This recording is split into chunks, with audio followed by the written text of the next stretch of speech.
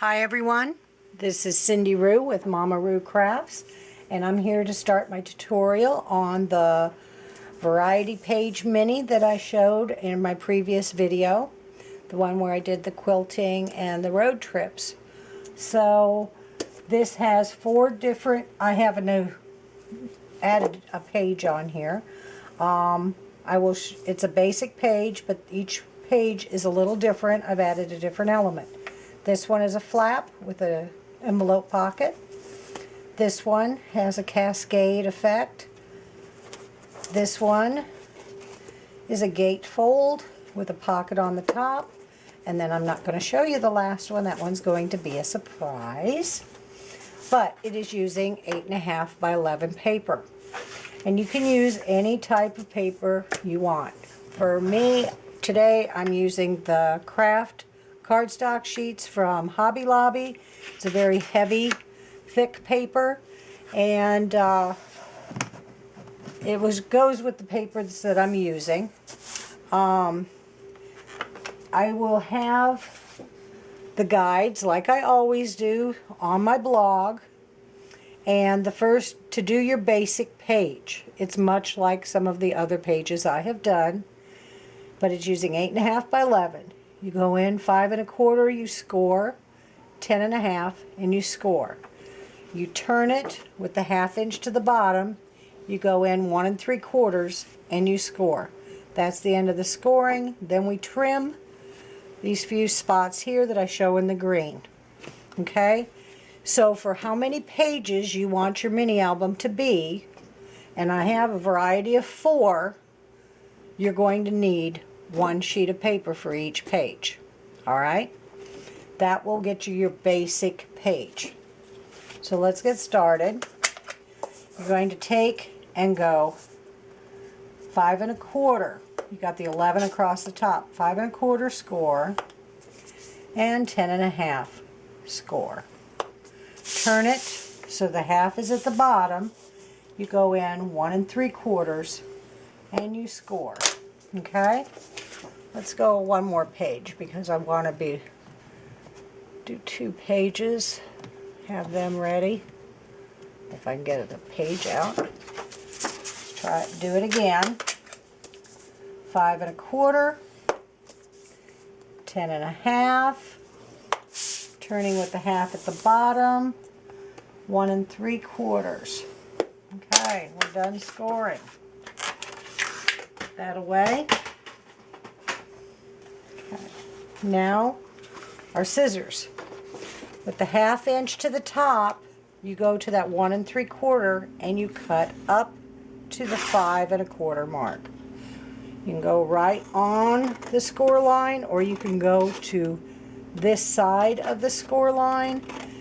If you go to just the inside, I have found you'll always have a smoother crease for this little pocket to fold up. Go in approximately 1/2 inch. This you can use for little tags. I don't measure on these because this is now your flap, a tab for your pocket, so it doesn't matter if it's long or short. It is a little long. So I'm going to cut an angle on that side and this. At the crosshairs of these score lines, you're going to cut up in a V just to the crosshairs. Again, it doesn't matter how wide or how narrow. You're just cutting away for that excess so it folds easier. Okay, throw away those little triangles. And I'll go ahead and do it again on this one. Going to that 1 3/4 line, cutting up to 5 1/4. That 1/2 inch is away from you. Cut that in. Cut this off. Make your little tab. Tab. Cutting at those crosshairs. And cutting, angling that. There, got your pages ready to glue. Okay? These make cute little tags. You can put an eyelet in them around the corners, whatever, and there's nice little journaling tags so it's never a waste. All right, did you know when you go to score how we have that ridge that goes down when we're pressing into the paper? And on the other side there's a bump. If you lay that bump up and fold into that bump, it folds much easier. Maybe many of you already knew that, but I thought I'd pass on that tip. You're lining up this edge and creasing it. Because this cardstock's so heavy, I do use my bone folder to get a nice smooth crease. Folding up these little tabs. Again, these fold up that one. And I fold this up. Now, see how it bubbles?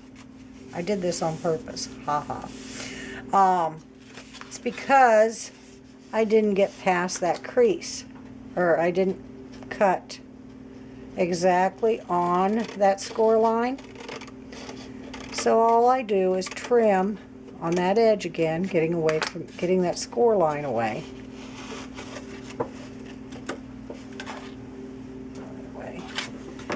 And now, look at that.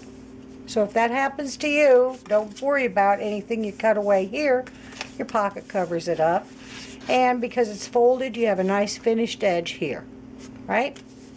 So this is your basic page. Again, folding up that little long tab.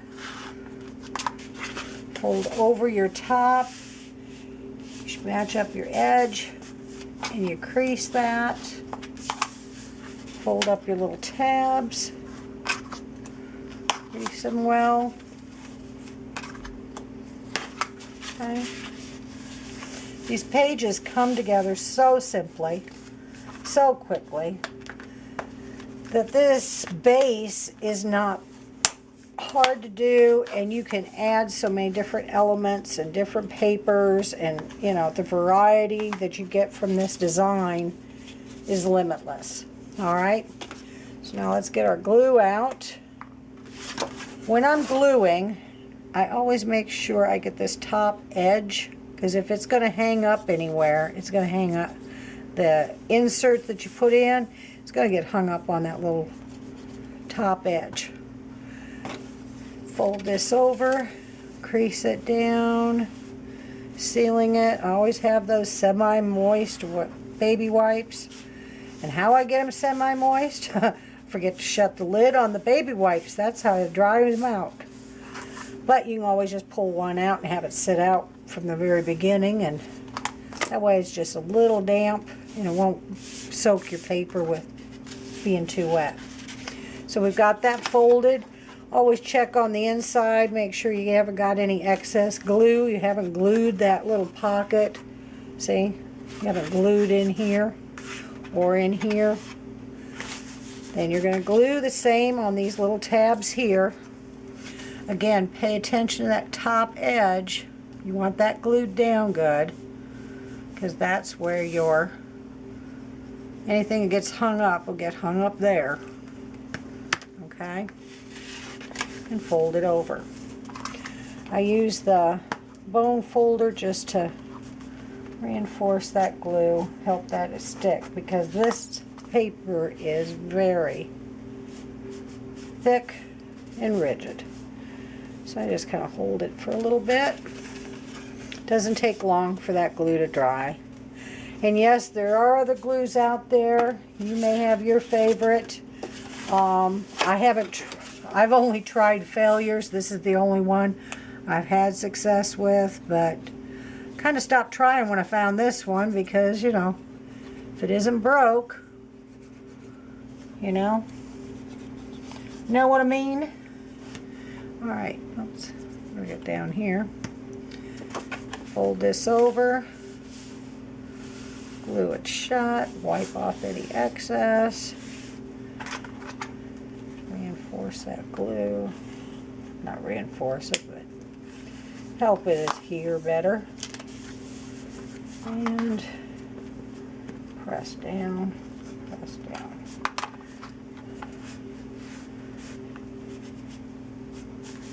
Okay, I have a basic page. Oops, I didn't check for my glue, and of course I had extra glue in here.